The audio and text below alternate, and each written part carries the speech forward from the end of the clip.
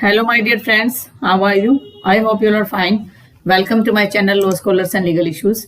I am Advocate Vanita. I am presenting here again with an important latest judgment. Latest judgment नहीं, 2017 के जो judgements है उनको लेकर मैं प्रेजेंट हुई हूँ। मैंने आपको पहले भी बताया था कि एक एक जजमेंट हम डेली डिस्कस करेंगे, चाहे वो डिटेल्ड ना हो, लेकिन हमें आइडिया हो जाना चाहिए कि कौन से ऐसे केसेस जो हैं जो 2017 के अंदर निकल के आए थे जो कुछ इंपॉर्टेंट रोल निभाते हैं, और कैसे जो फर्दर हैं उनको हम प्रोविजन के साथ भी ऐड करके देखेंगे कि कौन से प्रोविजन से वो डील करता है और कहाँ वो निकल के आया था। अगर कोई प्रोविजन हमारे जुडिशरी के पॉइंट ऑफ व्यू से इंपॉर्टेंट होगा तो मैं उसको डिस्कस करूंगी, अदरवाइज एक जो ओनली जो जजमेंट है सिर्फ उसी पर ही फोकस करूंगी। तो आज का हमारा जो ये जजमेंट नंबर है 6, रीप्रोमulgation of ordinances is against the spirit of constitutionalism.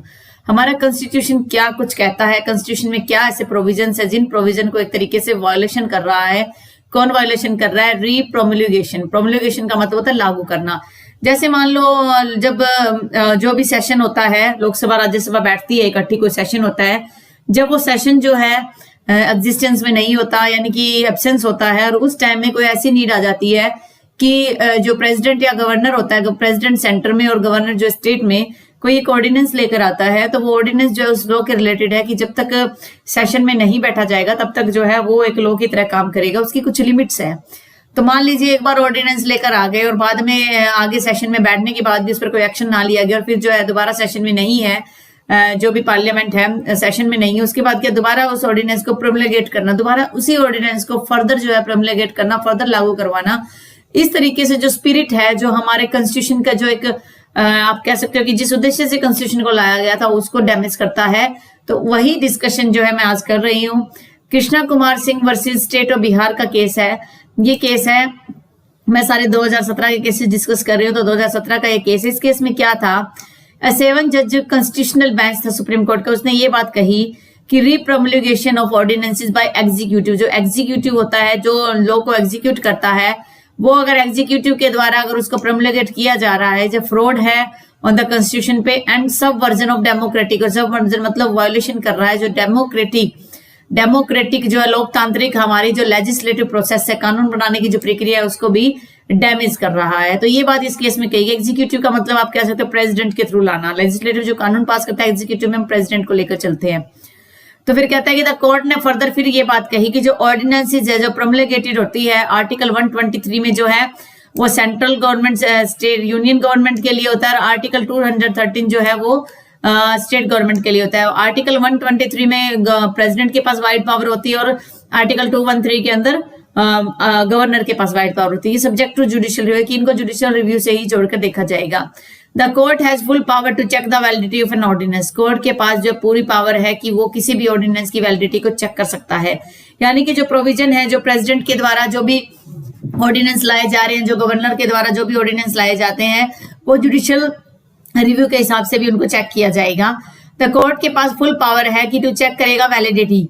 फिर कोर्ट ने कहा कि the bench with regard to the question of placing the ordinance before the legislature, की वही का वही ऑर्डिनेंस बार बार लेजिस्लेचर में आप पेश कर देते हो, हेल्ड दैट, ये बात कही गई कि जो रिक्वायरमेंट थी, मैंडेटरी है इंडियन कॉन्स्टिट्यूशन में, कि जब भी आप ऑर्डिनेंस लाते हो उसको पहले जो है प्लेस करना पड़ेगा पार्लियामेंट के सामने, लेजिस्लेचर के सामने। When ordinances are frequently issued, मान लो कोई ऑर्डिनेंस इश्यू कर दिया गया, लागू करवा रहे हो आप, और फर्दर फिर दोबारा से उसको री इश्यू कर रहे हो, तो ये क्या कर रहा है? It violets the spirit of the constitution, की जो स्पिरिट है उसको खत्म कर रहा है। और इसे आप एक ऑर्डिनेंस राज की फॉर्म में भी लेके आ सकते, कह सकते हो। हालांकि ये 2017 का जो केस है, इससे पहले भी ये एक लैंडमार्क केस है 1987 का। ये केस का नाम है DC Wadhwa versus state of Bihar. इस मैटर में भी सुप्रीम कोर्ट ने स्ट्रांगली कंडम्ड, मतलब शोक व्यक्त किया था कि जो प्रैक्टिसेस हो रही है, जो अभ्यास किया जा रहा है बार बार, कॉन्स्टिट्यूशन का एक तरीके से फ्रॉड है, जो बार बार कोई भी ऑर्डिनेंस को प्रोमulgate किया जा रहा है। तो थोड़ा सा हम प्रोविजन देख लेते हैं कि आर्टिकल 123 जो कॉन्स्टिट्यूशन ऑफ इंडिया है वो ग्रांट करता है प्रेसिडेंट को the power on the recommendation of the union cabinet की रिकमेंडेशन पर, व्हेन द पार्लियामेंट जो सेशन में ना हो उस टाइम में यूनियन गवर्नमेंट, यूनियन जो कैबिनेट है वो उसको रेकमेंड करेगी, और टू इंश्योर एक्शन, और फिर एक्शन लेगी, कुछ कदम उठाएगी, when it is urgently required to enable welfare, जब लोगों की भलाई जो है उसमें देखना जरूरी हो जाता है।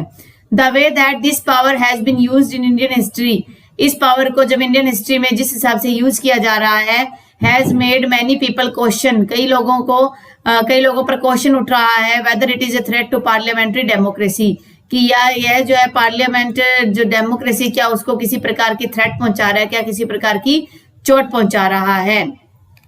This article talked about the legislative power जो है गवर्नर जनरल और allow promulgation of ordinances if circumstances exist. अगर सर्कमस्टेंसेज ऐसी है जो ये कहता है कि इमीडिएट एक्शन लिया जाना चाहिए, तो ये पुराना जो एक्ट जो था गवर्नमेंट इंडिया एक्ट, उसमें गवर्नर जनरल वर्ड यूज हुआ था, तो वो प्रोविजन मैंने इसमें निकाल दिया। तो यहाँ पर वर्ड यूज होगा, यहाँ पर आप कह सकते हो कि वर्ड यूज होगा यहाँ पर प्रेसिडेंट वर्ड यहाँ पर यूज होगा। तो इसको जो है मैं यहाँ से रिमूव कर देती हूँ। ये उस टाइम की बात है जो क्योंकि गवर्नमेंट ऑफ इंडिया एक्ट से ये लिया गया था और मैं कहीं ना कहीं से कॉपी पेस्ट करती हूँ तो उसमें वो कंफ्यूजन रह जाता है। तो प्रेसिडेंट जो है उसको लेजिस्लेटिव पावर उसको अलाउ की गई है। फिर 213 कहता है उसको अडॉप्ट किया गया था सेम स्पिरिट में, इसी स्पिरिट में जो 123 में यूनियन गवर्नमेंट की बात हो रही है और 213 में स्टेट गवर्नमेंट की बात हो रही है। तो ये कहा गया है कि 2013 को भी इसी लहजे में अडॉप्ट किया गया था जो स्टेट गवर्नमेंट को पावर प्रदान करता है कि वो इश्यू कर सके ऑर्डिनेंसेस को। द की फीचर, जो की फीचर है इसकी, वो की फीचर क्या है बोथ दिस आर्टिकल्स की, कि parliament should not be in session, जब पार्लियामेंट सेशन में नहीं है, देयर शुड बी नेसेसिटी, जब किसी प्रकार की रिक्वायरमेंट है, and there should be need for immediate action, और वहां जल्दी ही कोई एक्शन लेना जरूरी है। उस सेंस में सच ऑर्डिनेंस जो है उसको 6 हफ्ते के अंदर अंदर, जब भी पार्लियामेंट रीअसेंबल होती है उस टाइम उसको 6 वीक के अंदर उसको क्या करना जरूरी है, उसको जो है बोथ हाउसेज में रेक्टिफाइड, दोनों हाउस अगर उसको सहमति दे देते हैं तब वो कंटिन्यू रहेगा, अदरवाइज वो ऑर्डिनेंस जो है वो वॉइड डिक्लेयर हो जाएगा ऑटोमेटिकली।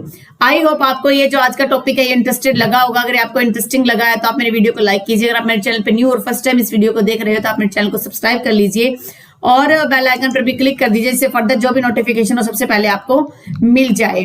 अपनी हेल्थ का ध्यान रखिए, रिवीजन करते रहिए। Revision is the key to success, just like as the failures are the pillar of success.